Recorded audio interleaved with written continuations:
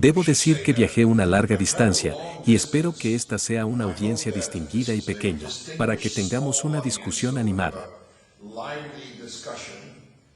Y tienes que entender que hay muchas cosas que precedieron a lo que sucederá hoy.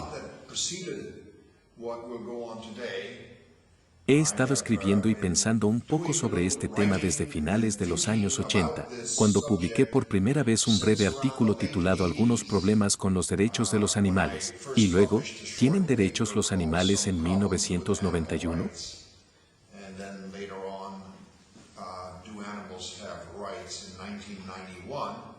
Y la única razón por la que entré en este tema es que he sido una abeja trabajadora bastante diligente en el tema de los derechos humanos naturales.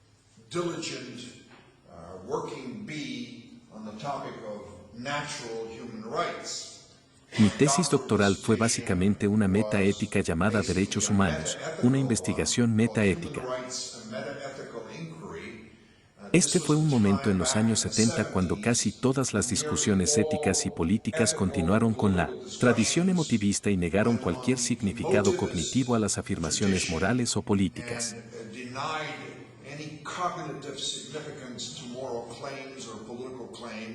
Y así, aquellos de nosotros que estábamos empezando a encontrar esto muy insatisfactorio tuvimos que hacer un trabajo muy duro para sugerir, razonablemente con éxito, que cuando hablamos de ética y política, podemos ser significativos en esto, y no solo estamos expresando nuestros sentimientos, nuestras preferencias, nuestros deseos, etc.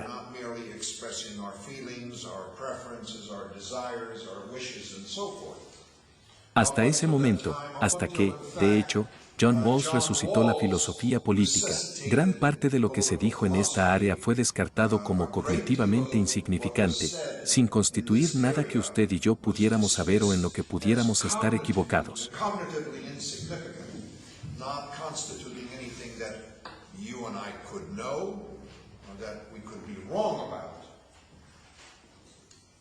Ahora, había hecho el trabajo sobre los derechos reales, y luego me di cuenta de que se habla mucho sobre otras formas de derechos, derechos morales y derechos de los animales.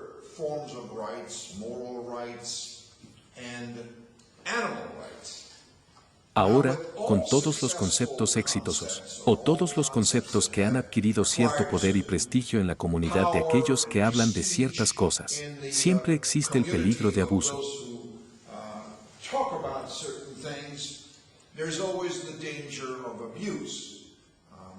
Ahora puedes ver esto, que hay una proliferación de derechos en toda la comunidad política. Uno tiene derecho a todo. Uno tiene derecho a una vida feliz, o derecho a la atención médica, derecho a un trabajo, derecho a un lugar para vivir, etc.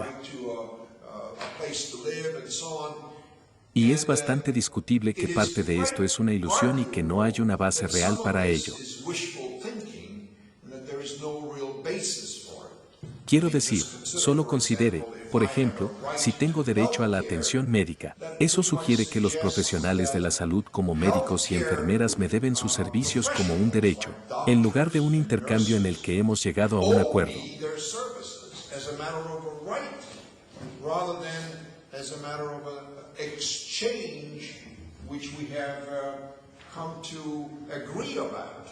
Así que esa es una perversión interesante del concepto de derechos, porque una de las formas en que uno se ha familiarizado con la noción de derechos es que le asegura a uno un reino de libertad, un área de libertad. Y aquí estamos hablando de derechos que parecen hacer todo lo contrario. En otras palabras, esencialmente obligan a las personas a la servidumbre involuntaria. Así que hay mucho de qué hablar en relación con los derechos, algo de trabajo de limpieza por hacer. Y luego, por supuesto, siempre está la cuestión de si existe algún fundamento para los derechos humanos individuales en primer lugar.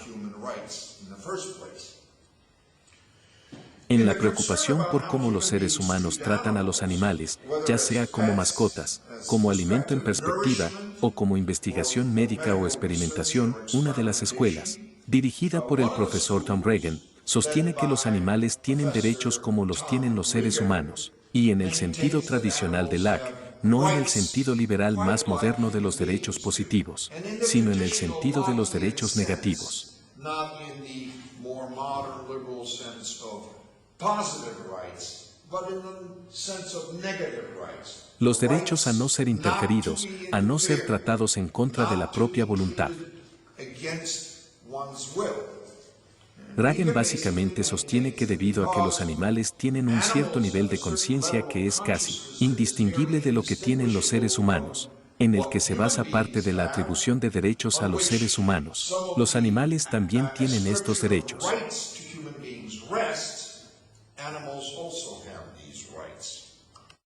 Son aquellos como Peter Singer, que no hablan de derechos, sino de algo que es prácticamente lo mismo, es decir, la liberación animal.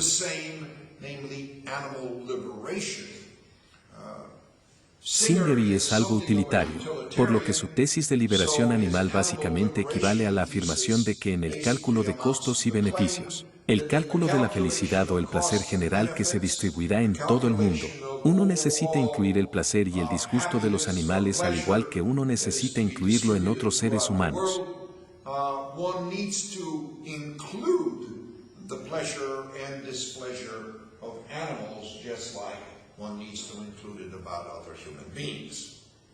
Así que estas son las dos escuelas principales de derechos y liberación animal que han tenido una carrera bastante buena por su dinero en los últimos 2530 años.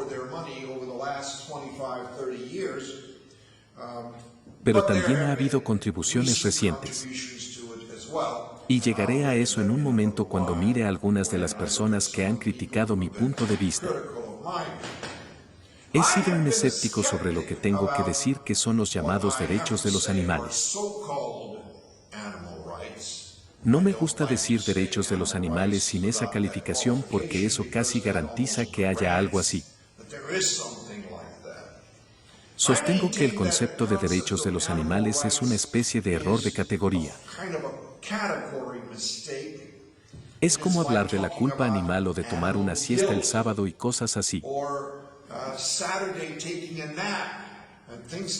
Suenan como oraciones perfectamente significativas, pero cuando profundizas un poco más, creo que lo que se te ocurre es el reconocimiento de que no hay fundamento para ellas. Allí, no conceptualmente bien fundamentado. Y aquí es por lo que he argumentado esto, y esto es solo un resumen muy breve de mi punto de vista. El concepto de derechos, en el sentido en que obtenemos esto de John Locke y en la Declaración de Independencia de los Estados Unidos, y tal como lo despliegan, por ejemplo, Amnistía Internacional y otras organizaciones de Human Rights Watch, se deriva de una comprensión temprana de que los seres humanos son agentes morales.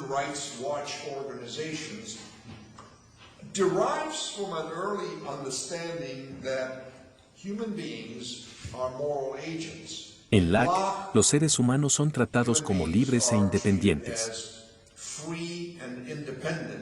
Y son libres en el sentido de que pueden tomar decisiones, y son independientes en el sentido de que no están en deuda como adultos con los demás, que su cooperación, su participación con los demás debe asegurarse a través de sus propias elecciones, su propia voluntad, y no es algo que pueda extraerse de ellos sin su consentimiento.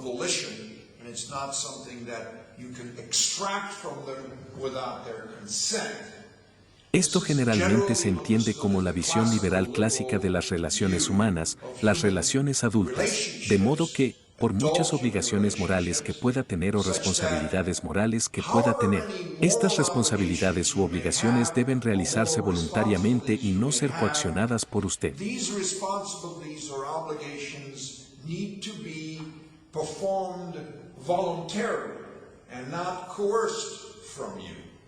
Porque coaccionarlos básicamente elimina su significado moral. Si haces algo que es lo correcto porque te coacciono con un arma o con una amenaza de cárcel, entonces no eres realmente digno de crédito por esa cosa buena que haces.